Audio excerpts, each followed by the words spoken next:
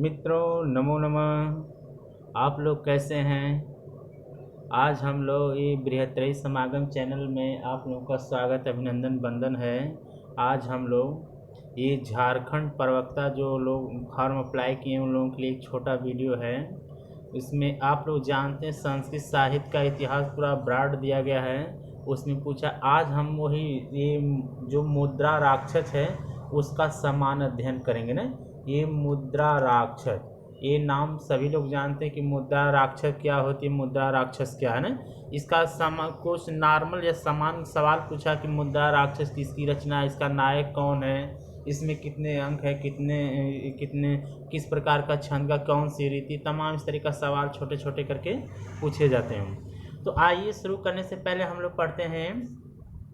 तो आइए मुद्रा राक्षस का समान अध्ययन किया जा रहा है। तो ये मुद्रा राक्षस क्या है? मुद्रा राक्षस ये पूछा गया कि मुद्रा राक्षस किसकी रचना है। तो सभी लोग जानते हैं कि इसका नाम जो मुद्रा राक्षस है ना, ये विशाख दत्त की रचना। ये कोई जरूरी थोड़ा कि जो संस्कृत पढ़ता वही जानता है। ये तो जीके जीएस में पूछा जाता है कि मुद्रा राक्षस किसकी रचना है, तो विशाख दत्त का नाम है। अब इसमें थोड़ा सा परिचय लिया जाए। विशाख दत्त का परिचय क्या था? विशाख दत्त का इनके पिता जो होते हैं विशाख दत्त के, इनका नाम था, इनका विशाख दत्त के पिता का नाम था भास्कर दत्त। क्या नाम था इनके? ये नहीं, जो विशाख दत्त हैं जो मुद्रा राक्षसकार जो हैं, इनके पिता का नाम था भास्कर दत्त। फिर इसमें एक लाइन बताया गया कि कुछ संस्करणों में इनके पिता का नाम पृथु भी बताया जाता है। यानी कि कहीं कहीं देखने को मिलता है भास्कर दत्त न रहते हुए उनका कुछ नाम लोग बताते हैं विद्वानों ने, इनका नाम था पृथु। पृथु और इनके पितामह जो थे, क्या बोलते हैं, विशाख दत्त के, उनका नाम था बटेश्वर दत्त। यानी ये मुद्रा राक्षसकार के जो दादाजी हैं, विशाख दत्त के दादाजी हैं, उनका नाम था बटेश्वर दत्त। मेरे प्यारे मित्रों, इसी तरह एक एक करके सवाल पूछा जाए। उनके पिता का क्या नाम था, उनके पितामह का क्या नाम था, उनका समय क्या था। यही हम नॉर्मल प्रसंग लेकर आया हूँ। जो भी इसमें कमी होगा उसको त्रुटियों कमेंट के माध्यम से बताइएगा, उसको हम दूर कर देंगे। इसके बाद अगले मतलब चलेंगे निवास स्थान। ये विशाख दत्त का जो निवास स्थान कहाँ के रहने वाले हैं, इनका संभवतः बंगाल अथवा बिहार। ये अपरिपूर्ण है, यानी इनके जीवन परिचय के बारे में कुछ विशेष जानकारी कुछ विद्वानों का मानना है कि जो विशाख दत्त हैं ये बंगाल अथवा बिहार के बॉर्डर पर, यानी बंगाल बिहार से सटे बंगाल बिहार में पाया जाता है। फिर अब ये बहुत ये कई बार नेट में सवाल आया था कि ये जो विशाख दत्त किसके उपासक हैं, तो ये शिव के उपासक हैं। इसको बहुत बढ़िया से करेगा। जो ये मुद्रा राक्षस के रचनाकार विशाख दत्त हैं, ये किसके उपासक थे, तो भगवान शिव के। अब इनकी रीति क्या है विशाख दत्त की? वैदर्भी रीति कि वैदर्भी रीति, किंतु उग्रता और भयंकरता के वर्णन के कारण ये गौड़ी रीति के लिए भी प्रयोग, यानी इन क्या बोलते हैं, वैदर्भी और गौड़ी रीति भी इनकी रीति हो सकती है। फिर दिया प्रिय छंद। अब इसके बाद दिया इसका जो ये विशाख दत्त का प्रिय छंद क्या है। इसका प्रिय छंद जो है आपका अनुष्टुप है, बसंतलिका है, शार्दूल विक्रीडित छंद है।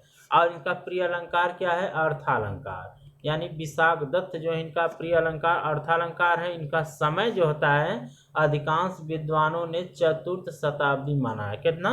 यानी विशाख दत्त का जो समय माना जाता है वो चतुर्थ शताब्दी है। और इसमें सबसे बड़ी बात है कि पहले के जितने भी विद्वान हुआ करते वो किसी न किसी राज दरबार से जुड़ा हुआ करते थे। तो यही एक सवाल आया है कि विशाख दत्त, यानी विशाख दत्त का जो आश्रयदाता जिसके आश्रय में रहा करते थे उनका क्या नाम था।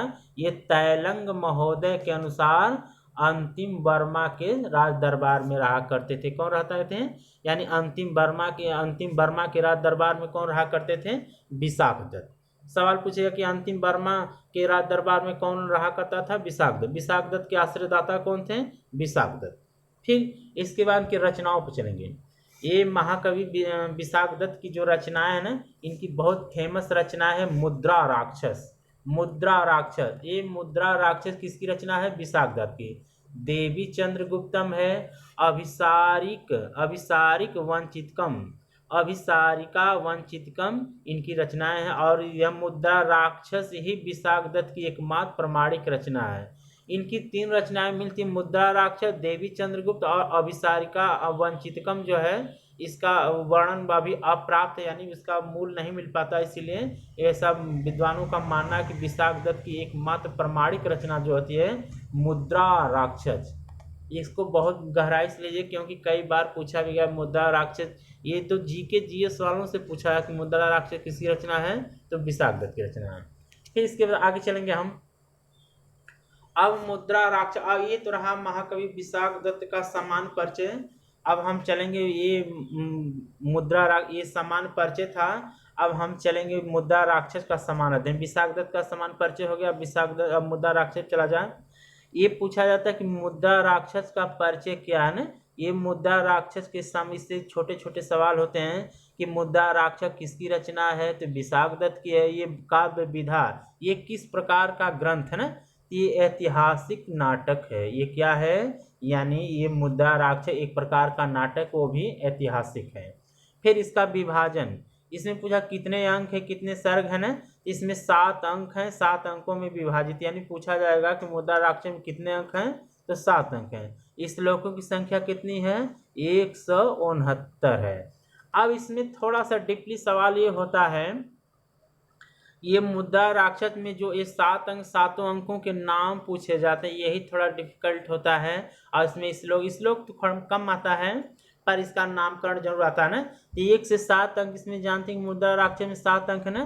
तो प्रथम अंक का नाम था मुद्रा लाभ, ये मुद्रा लाभ था, यानी ये मुद्रा राक्षस का जो प्रथम अध्याय, इसका नाम था मुद्रा लाभ। इसमें 27 श्लोक हैं। और द्वितीय में जो द्वितीय अध्याय है, इसका द्वितीय अध्याय होता है, ऐतिहासिक है, अंक है, इसमें राक्षस विचार दिया गया, यानी मुद्रा राक्षस का जो द्वितीय अंक है ये राक्षस विचार, जिसमें 23 श्लोक हैं। फिर तृतीय अंक में दिया कृतक कलह, यानी तृतीय अंक का क्या नाम था, कृतक कलह, जिसमें 33 श्लोक हैं। चतुर्थ अंक में चलेंगे तो इसका नाम होता है कि ये राक्षस उद्योग। ये इसका सामान्य परिचय है। अब ये पूछा है कि इसका चतुर्थ अंक का नाम क्या था, राक्षस उद्योग। फिर इसके बाद 5वां जो होता है ना, ये 5वें अंक का क्या नाम था, राक्षस निकार, यानी आपसे पूछा है कि मुद्रा राक्षस के 5वें अंक का क्या नाम है, इसका नाम है राक्षस निकार। फिर दिया है आपका 6वें अंक में कि राक्षस, 6वें अंक का क्या नाम था, राक्षस निर्वेद, जिसमें आपके कितने होते हैं, आपके 21 श्लोक होते हैं, 21 श्लोक। मेरे प्यारे मित्रों, ये आपका 5वें अंक में अगर मैंने आपको श्लोक संख्या न बताए हैं, इसको माफ़ करिएगा, क्योंकि इसमें 24 श्लोक पाए जाते हैं।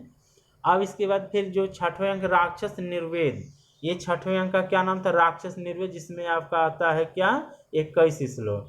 फिर इसके बाद 7वें अंक पर चलेंगे तो 7वें अंक में आपका क्या होता है, इसका नाम है राक्षस निग्रह, जिसमें 19 श्लोक हैं। कुल जोड़ देंगे तो 169 श्लोक हो जाएगा। मेरे प्यारे मित्रों, आज के लिए बस इतना ही रहने दीजिए। फिर इसके बाद नेक्स्ट वीडियो मिलेंगे। जो भी कमी है आप लोग कमेंट के माध्यम से करिएगा, उसको नेक्स्ट वीडियो में हम जरूर इसको पूरा कर देंगे। आपके कमेंट का हमें इंतजार रहेगा। लाइक तथा सब्सक्राइब करना न भूलिए। बृहत्त्रयी समागम। मैं जय हिंद सर, नमो नमः।